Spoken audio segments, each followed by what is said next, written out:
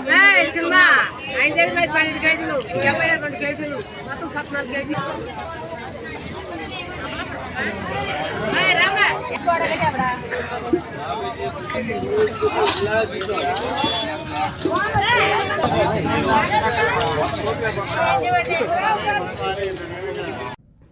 Hi అందరికీ నమస్కారం. Welcome back to my YouTube channel. అందరూ ఎలా ఉన్నారు?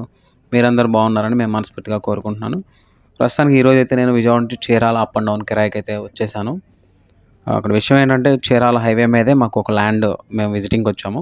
సో ల్యాండ్ విజిట్ చేసుకొని మేము తిరిగి విజయవాడ బయలుదేరుతున్నప్పుడు అక్కడ ఒక అతను చెప్పారు, ఇక్కడ నుంచి చీరాల బీచ్ జస్ట్ 3 కిలోమీటర్సే అన్నారు. ఇక్కడ నుంచి 3 కిలోమీటర్స్ ఏంటి బీచ్, మరీ హైవే మీద నుంచి 3 కిలోమీటర్ల దూరంలోనే ఉండిద్దా, అంత సముద్రం ఒడ్లా అనుకుని చెప్పేసి మేమైతే బయలుదేరాము. సో 3 కిలోమీటర్లే కదా అని బయలుదేరాము. రోడ్ అయితే చాలా బాగుంది. కొంచెం అలా ముందుకు వస్తూ ఉన్నాము, చినుకులు స్టార్ట్ అయినాయి. ఇదేదో పెద్ద తేడాగానే ఉందనుకుంటానే ఉన్నాను. అలాగే వర్షం చాలా పెద్దగా అయిపోయింది. విషయం ఏంటంటే అసలు బీచ్ దగ్గర ఇక్కడ ఏముంటుంది అన్నది నాకు ఇప్పటివరకు తెలియదు. ఎందుకంటే చాలా చోట్ల మనం బీచ్లో కొన్ని చోట్ల అయితే బాగుంటుంది, కొన్ని బీచ్లు అసలు బాగోవు. సో మనం లాస్ట్ టైం మనం మంగినపూడి బీచ్ చూసాం కదా, అలాగా. సో ఇక్కడ నేను కూడా ఫస్ట్ టైం కాబట్టి ఎలా ఉందో చూసేద్దాం అని చెప్పేసి మొత్తానికైతే స్టార్ట్ అయిపోయాం. ఈ వర్షం ఎక్కడ పడినా కానీ ఇబ్బందేనండి. ఎందుకంటే దారి పొడుగునా వర్షం. మొన్న విజయవాడలో చూసాంగా, శనివారం రోజు వర్షం పడితే రాత్రంతా రోడ్లన్నీ మునిగిపోయినాయి. తెల్లారికి రోడ్లన్నీ ఖాళీ అయిపోయినాయి. ఆదివారం మళ్ళీ 11 వరదలు రావడం, రోడ్లన్నీ మునిగిపోవడం, జనాలంతా అస్తవ్యస్తం అయిపోవడం. ఇది అదృష్టం బాగుండి కొంతమంది బయటపడడం, కొంతమంది చాలా ఇబ్బందులు పడుతున్నారు. సో అప్పుడప్పుడు అవన్నీ కూడా గుర్తుపెట్టుకోవాలి. అలాంటప్పుడు కూడా కొన్నిసార్లు మర్చిపోవడం కూడా చాలా మంచిది ఆ లైఫ్లో. ఎందుకంటే అలాంటి సంఘటనలు జరుగుతూ ఉండాలి. కొన్ని మోరల్ వాల్యూస్ మనకు కూడా తెలుస్తాయి కాబట్టి. సో వర్షం అయితే చాలా పెద్దదిగా పడుతుంది. ఎదురొచ్చే వెహికల్స్ కూడా కనబడట్లేదు. సో మీరు కనుక ఇలా కనుక డ్రైవ్ చేయకండి. 4 సిగ్నల్ అయితే కన్ఫామ్గా వేయండి. ఎందుకంటే మనకి విజిబుల్ ఎలా ఉందో అవతల వచ్చే వ్యక్తులకు కూడా, అది బైక్ అయినా అవ్వచ్చు, కార్ అయినా అవ్వచ్చు, సేమ్ వాళ్ళకి కూడా విజిబుల్ అదే విధంగా ఉంటుంది. సో మనం 4 సిగ్నల్ వేసుకుంటూ వైపర్ అనేది కంటిన్యూస్గా స్పీడ్లో పెట్టుకుంటే కనుక కొంచెం ఫ్రీగా ఉంటుంది. మనకు కూడా క్లియర్గా విజిబుల్ అయితే అవుతుంది. సో మీరందరూ కూడా అలాగే చేయండి. అలా చేయడం మనకి ప్రమాదాల బారి నుండి పడకుండా ఉంటాం. మొత్తానికైతే దారిలో కొన్ని చోట్ల అయితే కనుక వెళ్ళేదారి మొత్తం చాలా నీట్గా ఉందండి. మొత్తం కొబ్బరి చెట్లు కానీ, నెక్స్ట్ ఇల్లులు కానీ బాగుంది. యాక్చువల్గా మేము బీచ్కి వెళ్తున్నట్లేదు, ఏదో పల్లెటూరుకి వెళ్తున్నట్టు ఉంది. ఇంకా అలా వెళ్తూ ఉంటే బీచ్ ఎడ్జ్లో ఉండిద్ది అనుకుంటానే వెళ్తున్నాం. ఎందుకంటే 3 కిలోమీటర్లు అంటే పెద్ద దూరం కాదు కదా. వెళ్తూనే ఉన్నాం. అది వర్షం బట్టి కంటిన్యూస్గా పడుతూనే ఉంది. నా ముందున్న వెహికల్ ఏమో వెళ్ళడు. నేనేమో అతనికి హార్న్ కొడదామంటే ఈ వర్షంలో నన్ను తిడతారని చెప్పి నేను హార్న్ కొట్టడం మానేశాను. తీరా చూస్తే అది విషయం ఏంటంటే, నా ముందు కాక అంతకుముందు 2 ట్రాక్టర్లు వెళ్తున్నాయి. అందులో వినాయకుడిని కూడా నిమజ్జనానికి తీసుకెళ్తున్నారు. వినాయకుడి నిమజ్జనం ఎక్కడ చేస్తారంటే సముద్రంలో చేస్తారంట. అది ఎలా చేస్తారో ఏంటో నాకు తెలీదు. సో అయితే మేము మొత్తానికి వాళ్ళని అయితే ఓవర్టేక్ చేసుకుని వెళ్ళామండి. ఓవర్టేక్ అయితే చేయొద్దు, బట్ నాకు అక్కడ అవకాశం ఉంది ఓవర్టేక్ చేయడానికి. ఓవర్టేక్ అయితే చేసేసి ముందుకు వచ్చేసాం. ఈ వెళ్ళేదారిలో రిసార్ట్స్ కూడా ఉన్నాయంట, బట్ నాకు వెళ్ళేంత టైం లేదు. ఎందుకంటే మనం కిరాయి పర్పస్గా వచ్చాం కాబట్టి, ఏదో దగ్గరగా ఉంది, 3 కిలోమీటర్స్ అన్నారు కాబట్టి వచ్చాము. సో మనం అయితే ఇంకా అంతకంటే ఇంకా వేరే చోటకైతే ఖచ్చితంగా వెళ్ళడం అయితే కాదండి. సో 3 కిలోమీటర్లు కాబట్టి వచ్చాము. ఎందుకంటే మేము వచ్చేపాటికి ఆఫ్టర్నూన్ దాటిపోయింది. మళ్ళీ మేము ఇక్కడి నుంచి ఎర్లీగా వెళ్ళకపోతే విజయవాడ దగ్గరికి వచ్చేపాటికి అక్కడ ట్రాఫిక్ అయితే పెరిగిపోతుంది. ఎందుకంటే ప్రకాశం బ్యారేజ్ ఇప్పుడు ఇంకా కన్స్ట్రక్షన్ జరుగుతుంది కాబట్టి మొత్తం వారధి మీద ట్రాఫిక్ ఆగిపోద్ది. సో మిమ్మల్ని దాటాలంటే ఈజీగా ఒక హాఫ్ అన్ అవర్ అయితే పడుతుంది. మళ్ళీ కస్టమర్ మేము గొల్లపూడిలో డ్రాప్ చేయాలి. సో ఇంకా లేట్ అయిపోతుంది. సో ఏంటంటే తొందరగా వెళ్ళి తొందరగా చూసుకొని వచ్చేవచ్చు. బట్ ఏంటంటే ఈ చుట్టుపక్కల మంచి ప్లేస్లు అయితే ఉన్నాయి. ప్లేస్లో వచ్చేవాటి రామాపురం బ్రిడ్జ్ కానీ, సూర్యలంక బ్రిడ్జ్ కానీ, నెక్స్ట్ ఏమో మన రీసెంట్గా రవితేజ ఫిలిం కూడా ఇక్కడే తీశారంట షూటింగ్. సో అలాంటి ప్లేస్లు అనేది వర్షం లేనప్పుడు అయితే కనుక మనం విజిట్ చేస్తే చాలా బాగుంటుంది. ఇంకా రిసార్ట్స్ ఉంటాయి. ఫ్యామిలీతో అయితే ఇంకా రిసార్ట్స్లో స్పెండ్ చేయడానికి చాలా బాగుంటుంది. సో కొత్తగా పెళ్ళైన వాళ్ళు అయితే కనుక ఇటు వస్తే ఇంకా చాలా బాగుంటుంది. బట్ ఏంటంటే కొంచెం మంచి ఫేమస్ ఏరియా అయితే ఇది. ఫేమస్ అని ఎందుకు చెప్తుందంటే, ఇక్కడ మత్స్యకారులు ఎక్కువ మంది ఉంటారు. ఇక్కడ హంటింగ్ కానీ, నెక్స్ట్ వచ్చేపాటికి ఇంకా సముద్రం లోపలికి వెళ్ళి గజేతగాళ్ళు కానీ, చాలా అంటే చాలా బాగుంటుందని చాలామంది చెప్పారు. సో ఇలాంటి ప్లేస్ అయితే మళ్ళీ మనం విజిట్ చేయలేం కాబట్టి ప్రస్తుతానికైతే విజిట్ చేసేద్దాం.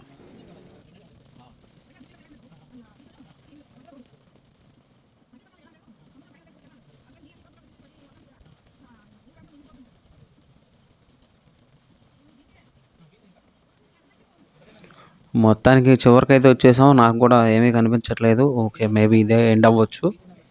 చూద్దాం ఎలా ఉందో. ఈ వర్షం కూడా ఆగితే బాగుండు. ఎందుకంటే దిగాలి కదా! కనీసం కెమెరా అయినా విజిబుల్ అవ్వాలి కదా!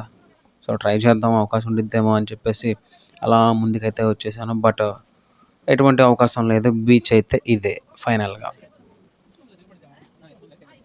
చూస్తున్నారు కదా ఎలా ఉందో.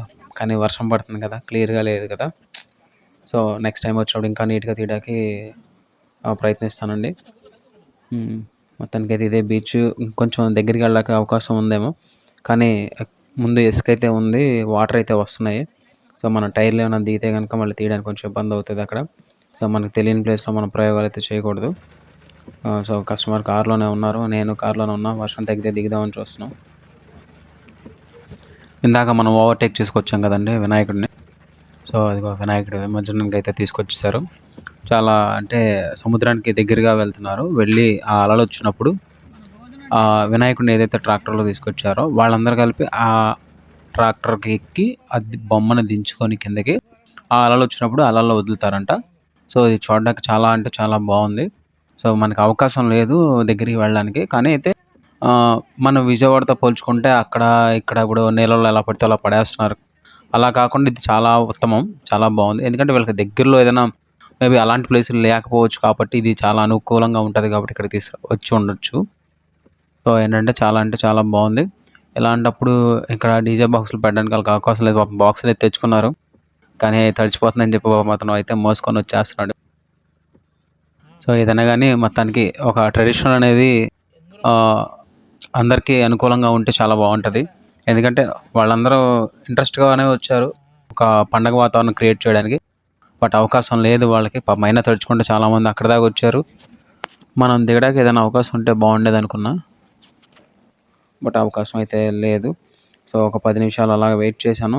తర్వాత ఫైనల్‌గా ఏంటంటే దిగడం అయితే ఎందుకంటే మనం ఇది టూరిస్ట్ స్పాట్ లాంటిది కాబట్టి ఇలాంటి సందర్భాలు మళ్ళీ రావు కాబట్టి ఖచ్చితంగా అయితే నేను కార్ దిగేసి బయటకైతే వచ్చేసాను. చాలా బాగుంది. చాలా అంటే అసలు ఆ ఓడలు ఏంటండి అసలు ఇన్ని ఉంటాయని నేను ఎప్పుడైతే కలగనలేదు. ఎందుకంటే నేను మొన్న Machilipatnam beach first time visit చేస్తున్నా. ఈ బీచ్ సెకండ్ టైం విజిట్ చేస్తున్నా. అక్కడైతే మనకు అసలు ఎటువంటి ఓడలు కూడా కనిపించలేదు. ఇక్కడ చూస్తే అన్ని ఓడలే కనపడుతున్నాయి. విషయం ఏంటని తెలుసుకుందాం అనుకుంటే ఇక్కడ నుంచి మామూలుగా మన థర్మాకోల్ బాక్సులు తీసుకెళ్తున్నారు కర్రలతో కట్టుకొని. ఆ పడవలో చాలామంది వెళ్తున్నారు. చాలా చివరి దాకా వెళ్తున్నారు. కాకపోతే ఇమ్మీడియేట్‌గా వచ్చేస్తున్నారు. ఒక హాఫ్ అన్ అవర్, 1 అవర్ లోపు వస్తున్నారు. వాళ్ళేదో బాక్సులు తీసుకున్నారు. తీరా చూస్తే అందులో అన్ని ఫిషెస్ కానీ, రొయ్యలు కానీ, చేపలు కానీ, పీతలు కానీ చాలా చాలా రకరకాల ఐటెమ్స్ అయితే ఉన్నాయి అందులో. సో, వాళ్ళు అప్పుడే తీసుకొచ్చి అప్పుడే అమ్మడానికైతే వేలం పాట వేసేస్తున్నారు. మినిమమ్ రూ. 100 నుంచి అయితే ఆక్షన్ పెడుతున్నారు అక్కడ. 100 నుంచి ఎక్కువ కూడా లేదండి. 200, 300 అమ్మేస్తున్నారు. కాకపోతే నాకు తెలిసి అక్కడున్న వాళ్ళకి మాత్రమే అమ్ముతున్నారు అనుకుంటున్నాను నేను. ఎందుకంటే నాకు బయట వాళ్ళు ఎవరు కనిపించలేదు అక్కడ. అక్కడ అంటే విడిగా అమ్ముకునే వాళ్ళు కానీ, వీళ్ళు తీసుకొచ్చి అక్కడ ఉన్నవాళ్ళు అమ్ముకుంటే వాళ్ళు మనలాంటి వాళ్ళకి అమ్ముతారనమాట. సో, ఏంటంటే వాళ్ళైతే వాళ్ళు కొనుక్కోవడం, వాళ్ళు మనకు అమ్మడం అయితే జరుగుతుంది. కానీ ఇక్కడ అంత ఫ్రెష్‌గా అయితే అనిపించట్లేదండి. ఎందుకంటే ఇవన్నీ ఐస్ బాక్స్‌లో స్టోరేజ్ చేస్తున్నారు. ఇమ్మీడియేట్‌గా అయితే సేల్ అయితే అవ్వట్లేదు అక్కడ. సో, ఇవన్నీ 2, 3 డేస్ అయితే నిల్వ అయితే ఖచ్చితంగా ఉంటాయి. కానీ ఏదైనా సరే ఇప్పుడు మనం బయట కొనేది కూడా అంత ఫ్రెష్ అనేది అయితే మనం అనుకోలేం కాబట్టి సో, ఎలాంటివైనా కదా సరే లిమిటెడ్‌గా తీసుకొని లిమిటెడ్‌గా వాడుకుంటే మంచిది. సో, అయితే ఫిషర్స్ కానీ ఏమన్నా మంచి non veg items non veg అంటే సీ ఫుడ్ మాత్రమే. సీ ఫుడ్ ఐటమ్స్ తినేవాళ్ళు అయితే కనుక ఖచ్చితంగా ఇక్కడికైతే వచ్చేసేయండి. మంచి మంచిగా ఉంది. కాకపోతే ఇక్కడే స్టే చేసి ఇక్కడే వండుకొని ఇక్కడే తినే లెక్కైతే కనుక బ్రహ్మాండంగా ఉంటుంది. దయచేసి ఈ ప్లేస్కి వచ్చినప్పుడు ఖచ్చితంగా విజిట్ అయితే చేసేయండి. నేను వెళ్ళిన రోజు శనివారం కాబట్టి అంత పెద్దగా రష్గా అయితే లేదు. అదే ఆదివారం అయితే కనుక విజిటింగ్ చేసేవాళ్ళు చాలా ఎక్కువ మంది వస్తారంట. దాంతోపాటు సేల్ కూడా చాలా బాగుంటుంది. ఇంకా డిఫరెంట్ ఐటమ్స్ కూడా వస్తాయి. మనం చూడనివి చాలా ఉన్నాయి ఇందులో. బట్ ఏంటంటే ఎక్కడ నాకు కనిపించినవి కొంతవరకే గట్ట కొంతవరకు నేను వీడియో తీయగలిగాను. ఇక్కడైతే కనుక చాలా అంటే చాలా బాగుంది. చూడడానికి చాలా బాగుంది. బట్ ఏంటంటే కొంచెం నీసు స్మెల్ అనేది ఎక్కువే ఉంటుంది. కొంచెం అలా ఒకవేళ పడనోళ్ళు కనుక ఉంటే కనుక దాన్ని కొంచెం మాస్క్ పెట్టుకుని రావడం ఇంకా బెటరు. ఒకవేళ మీరు ఈ చుట్టుపక్కల వాళ్ళు కానీ లేకపోతే విజయవాడ నుంచి వచ్చేవాళ్ళు కానీ లేకపోతే హైదరాబాద్ నుంచి వచ్చేవాళ్ళు కనుక ఖచ్చితంగా అయితే కనుక ఈ ప్లేస్ అనేది కానీ విజిట్ చేయండి. చాలా అంటే చాలా బాగుంది. ఇంకా రిసార్ట్స్ కానీ ఇంకా లేకపోతే లైట్ హౌస్ కానీ అలాంటివి ఉన్నాయి. బట్ నేను వచ్చింది కిరాయి పరిస్థితిలో కాబట్టి నేను అటువంటి ప్లేస్ని ఎక్కడ విజిట్ చేయడానికి అవకాశం లేదు. ఇప్పటివరకు మీరు ఈ వీడియో చూసినందుకు చాలా థ్యాంక్ యూ అండి. కొత్తగా ఎవరైనా మన ఛానల్ చూస్తే ప్లీజ్ సబ్స్క్రైబ్ చేయండి, లైక్ చేయండి. థ్యాంక్ యూ అండి, థ్యాంక్ యూ సో మచ్.